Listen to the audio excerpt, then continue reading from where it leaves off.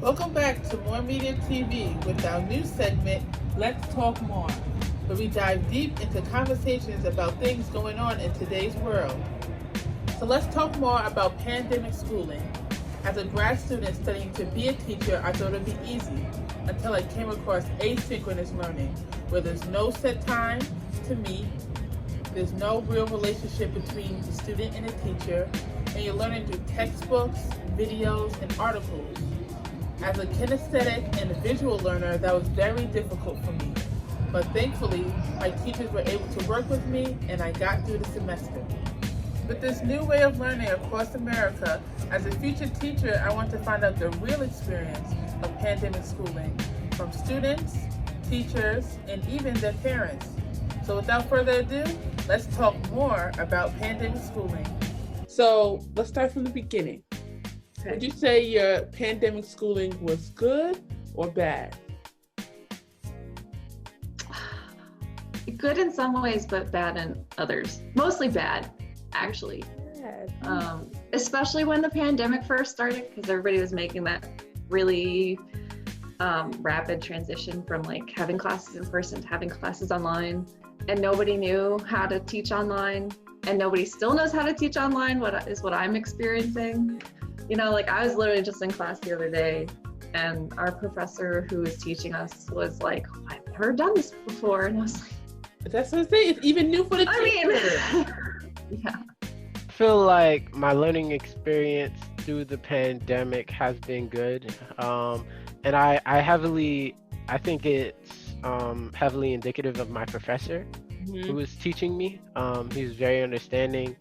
But at the same time, like, you know, kind of gave us our deadlines and really worked with the kids, and us being the kids were adults, but like really worked with us to make sure that we could get everything done. I'm working on my master's in education. So I think my experience has been pretty well, and I'm used to online classes because I've taken some in my undergrad and graduate experience, so this wasn't like totally new to me. So I think it's been solid. Well, it started off good. Of course, I was excited, just to swing through the rest of the semester. But then as it became more permanent and not being able to be around classmates in person, or just being in a classroom setting with desk and whiteboards and in-person collaboration, then it was like, okay, I miss people. Right. I miss the authentic in-person class routine. Have you noticed your child's outlook on school change? Yes, totally changed. How? It changed because of the interaction with other children helps them a lot. Other students helps them a whole lot. Now it's more or less like he's closed in and not really reaching out other than remotely to people and things like that. That's one of the highlights that he liked going to school for. Just seeing other people and talking to them, interacting with other kids, and socialization aspect really dampens his spirit. That I have 3 children in the school district. 2 of them are have adjusted well, but one of my sons have not. So his school is completely different. He's more withdrawn, is not interested in the interaction with the teacher. He'll talk a little bit with the students in his class, but the interaction with the teachers is little to none. My kids have surprisingly adjusted well. I have twin girls, so they're 6. This is kind of like their first real giddy up with school. They're in 1st grade. They did do kindergarten at school full time before COVID. So they're okay, surprisingly.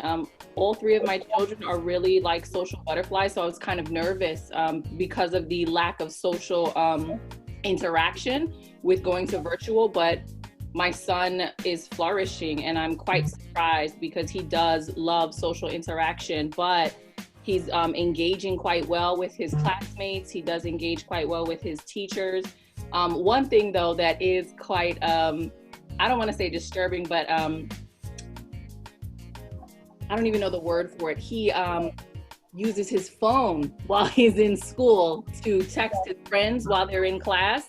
And I think that's another way for him to interact with his friends. So I'm finding myself having to take his cell phone so he can pay more attention, despite him, being on track as far as grades and interacting.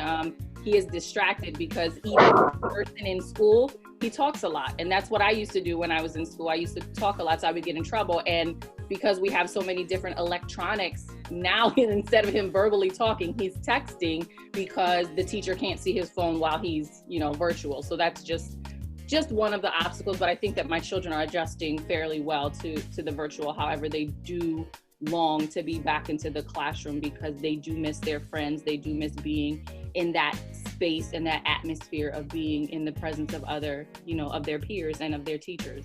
All right, so tell me, what was the best part of pandemic learning? Best part of pandemic learning, just the convenience of getting to be at home. So my building's location is in the Lower East Side in Manhattan. And so if we were to have school actually in person, I'd be working in Brooklyn and then have to somehow trek my way all across the city to get to school in person, which would probably be a pain to do. So the fact that I can kind of just be home and just log on to Zoom, I definitely see the convenience is the best part of it.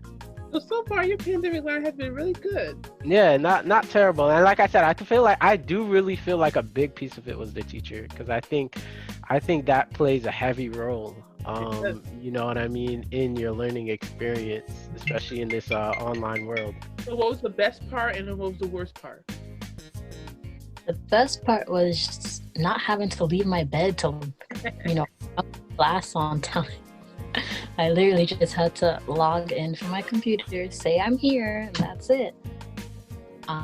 Even some teachers required you to turn on your camera, but most of them, they just, as long as they hear you and you're participating in the group chat, they didn't really ask for much. Again, learning those skills of how to manage my time better, and definitely becoming a lot more self-disciplined has been good for me. But in an odd way, I've also had more time because I'm at my apartment and I don't have to commute to school. I've taken up other hobbies. I've definitely started baking a lot. What's your favorite thing to bake? I really like chocolate chip cookies, but I tried a bread recipe on Sunday and I got the approval from my boyfriend. So it's not bad. Yeah. Just learning how to cook for myself and take care of myself in other ways. The worst part was because we didn't have to hand in assignments in person. It's you just let time fly and, things start to build up and it's okay, now I really gotta buckle down and hand in these projects before the semester ends. That was the one stressful thing. Definitely. I'd say not being able to make those connections in person with my classmates.